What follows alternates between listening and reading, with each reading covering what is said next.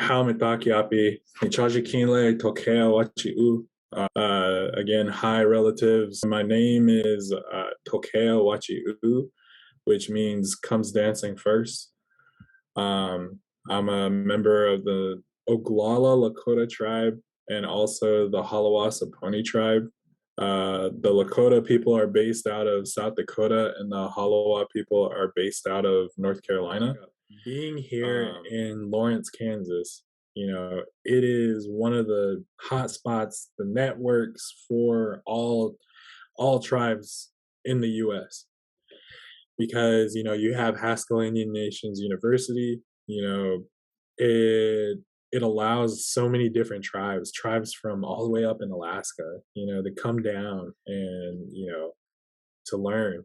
But when you gather everybody up in one spot, we end up just like taking each other in. It's like, hey, like anytime you're around in this area, like we'll take care of you. And so we always tend to like, we have our immediate families, but then we end up branching out and finding more people to call our family. And so a lot of that, with a lot of people being away from their original homes, they bring a lot of like their ways of prayers. My wife, she's of a totally different nation, or she's from the Navajo tribe, so she's Dene, and they have their practices, but the things that she learned growing up and still learning, she brings here into the city, and it's the kids partake of that as well. And so you got both two people that are teaching our kids how to how to respect the earth and the things around them, and also how to pray. These are the things that we're constantly teaching our kids.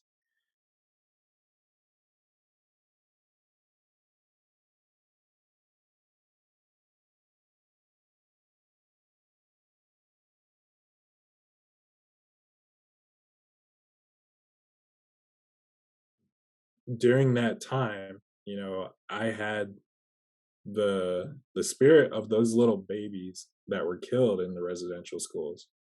I had them on my mind, and they were heavy in my heart. In our first meeting, I kind of like set the bar where it's just like, I'm not here to be your token native.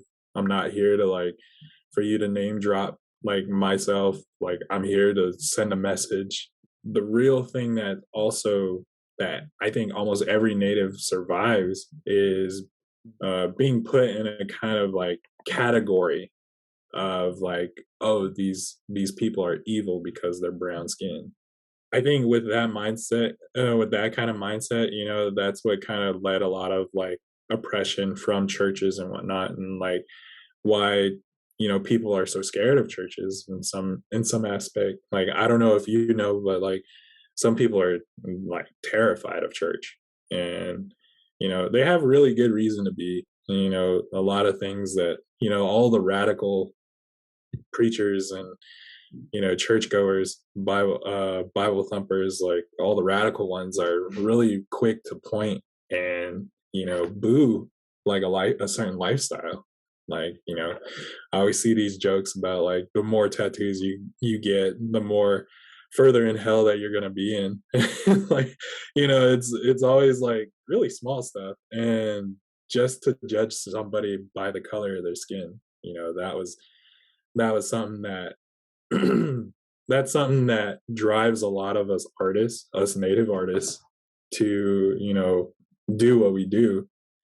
I had to make that clear. Whereas, like, I want to send a message to show that I'm not this sinner. That I am actually more than this, and that yes, you are on land that my ancestors of ancestors have once lived on, and that yes, this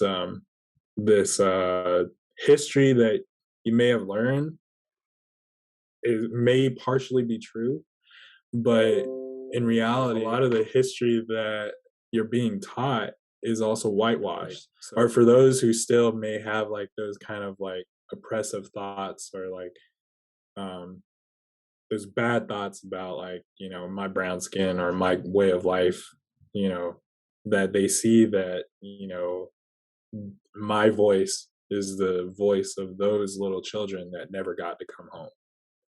And yeah, and so when you guys asked me to do it, that was my intention, to make sure that, I provided a voice, and that I provided, you know, the innocence that was stolen from them.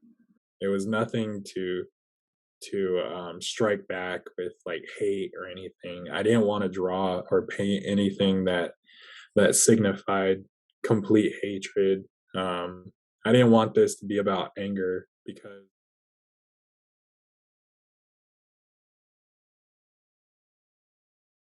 I think a good place to start out is Turtle Island. The idea of Turtle Island. Um, we believe that, the Earth that we walk on is a living entity, and it's very old. It's something that's been around for years and years and years, and even years before that, and years before that. So like, it's said that when Earth started happening, there was a there was just nothing but water, and eventually, like, one and there was nothing but water and birds, and water birds, and fish and stuff like that. But one day there was, like, another animal that popped up, and it was a turtle, and he would pop up for air, and then he would go back down and, like, dive around on the ground underneath, and he ended up getting mud on his shell, and every time he would pop up, for the length of time that he would pop up in on top of the water, things started to grow on the shell. And after a while, this turtle just became this big, massive thing, and more and more, like, Earth started happening, to the point where, he just had to stay at the bottom. And then eventually, the that's just how land started, was just from the population of how much growth was happening on top of this turtle's back. Um, and I kept saying he. Most times we refer to the turtle as a she. So that's kind of how Turtle Island started. The thought of Turtle Island, which is the land that we're on now.